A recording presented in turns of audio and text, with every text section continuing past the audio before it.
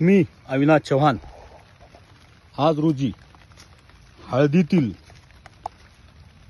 अजय मिटकरी यांनी दिलेल्या औषधाचा वापर हुमणी अळीसाठी मी केला आहे।